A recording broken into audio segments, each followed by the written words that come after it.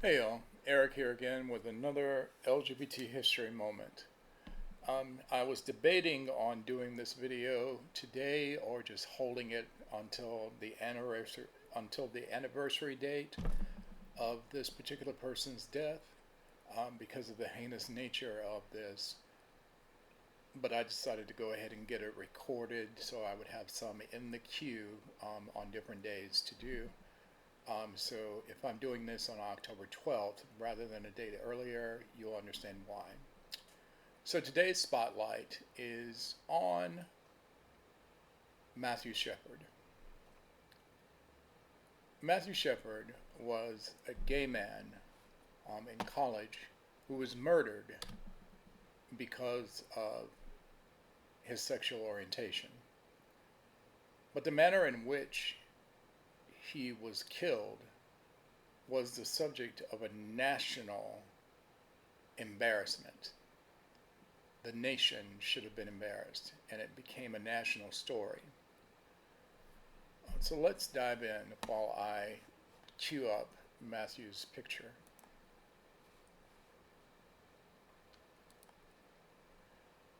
Um, just a little bit of background.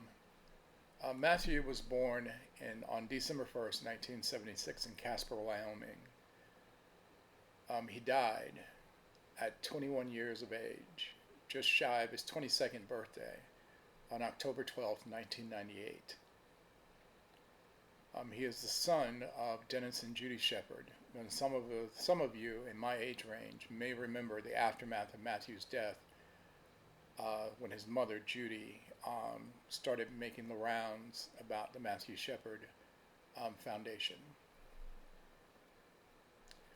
So he was an American student at the University of Wyoming who was beaten, tortured, and left to die near Laramie, Wyoming on October 6, 1998. If you had been on social media, whether it were Facebook, Instagram, anything like that, there have been posts honoring that date of where he was found. He subsequently died. Subsequently died 4 days later in Fort Collins, Colorado, in the hospital. That was once they found him. That's where they took him to Fort Collins, where he died from severe head injuries sustained during the attack. Matthew Shepard's death was what spurred and became, and his death in part, of a hate crime against LGBT people. There was another subject whose death was also heinous, that also helped, excuse me, with the creation of hate crimes. But that person was an African American who was tied to the back of a truck and dragged through the country roads in Texas until he was dead. His name was James Byrd. But the reason I bring up Matthew as a gay man who was murdered is because of the climate that we're in. Now, granted, this is LGBT History Month, and most people want to do the feel goods. I mean, I want to do the feel goods, and I will do the feel goods. But this climate has made me want to remind you that history is repeating itself. We're living in an administration now that is stirring up the climate for something like this to happen. And it has. And it has. But the federal government now has a hand in it with what they are doing, which is telling people that this can be the norm and you don't have to respect the lives of anyone who is not white, male, and straight.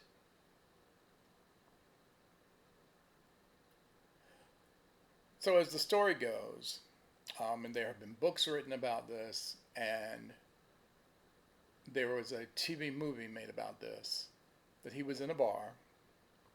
He met up with these two guys. And during the conversation, it seems to me that there was an agreement made for a sexual liaison.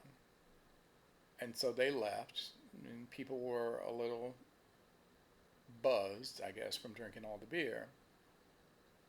Well, apparently, one of the guys who would have been involved in this, there were two guys that left with Matthew. One of them apparently got an epiphany and they panicked.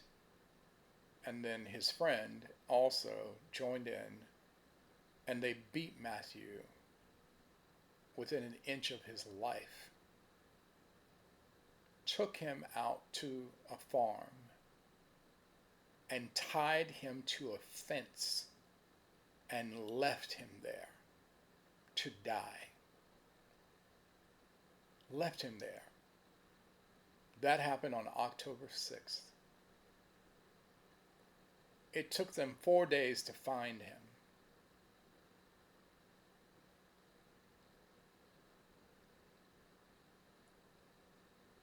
Four days to find him. And it's a wonder that they did find him, because I think one or both of them confessed before he was found, flown to Fort Collins, and then 2 days later he died from his injuries. And that brings me to the next subject that we need to keep this in mind regarding the defense of the two people who were charged with first-degree murder, and their defense was named and deemed the gay panic defense. And so the gay trans panic defense is a legal tactic that blames a victim's real or perceived sexual orientation or gender identity for a defendant's violent reaction aiming to excuse the crime or reduce the sentence. This defense is rooted in anti-LGBTQ plus prejudice, appealing to irrational fears to minimize the defendant's responsibility.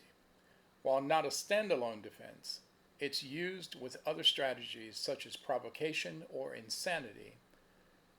The defense has been condemned by legal organizations like the American Bar Association, and legislation to ban it is ongoing, with some states and the District of Columbia having successfully done so.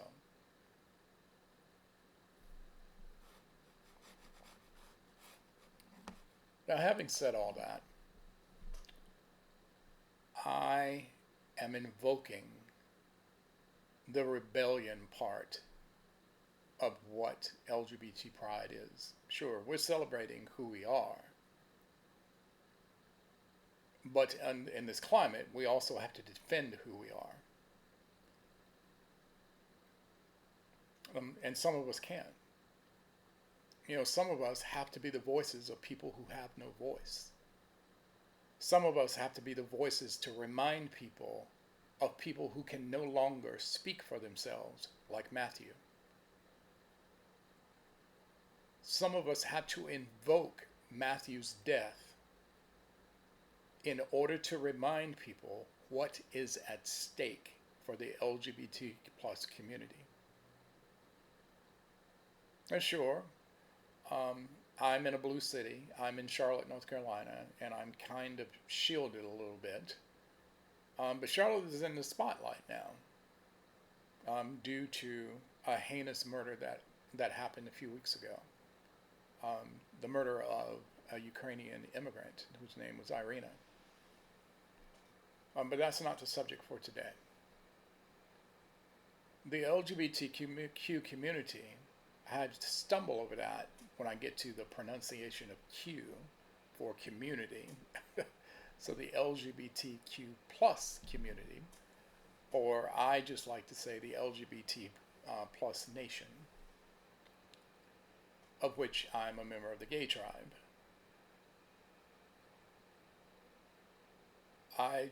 I'll keep saying it until somebody tells me not to say it, that they're sick of hearing me say it. We are under attack. We're under attack in the military. We're under attack in the federal workplace. We're under attack in libraries. Books about us are under attack. Jobs about us are under attack. And yes, some of us are dying because of who we are. And it has to stop. It has to stop. Now I know that is a foolhardy thought, for lack of a better word. But the alternative is just out of the question. I can't allow myself to be numb to this. That's the whole premise of wokeness, regardless of what the MAGA faction says. If I am numb to the death of Matthew Shepard, that means that I have failed him and I have failed my community. And so I cannot be numb to him. I cannot be numb to these issues today.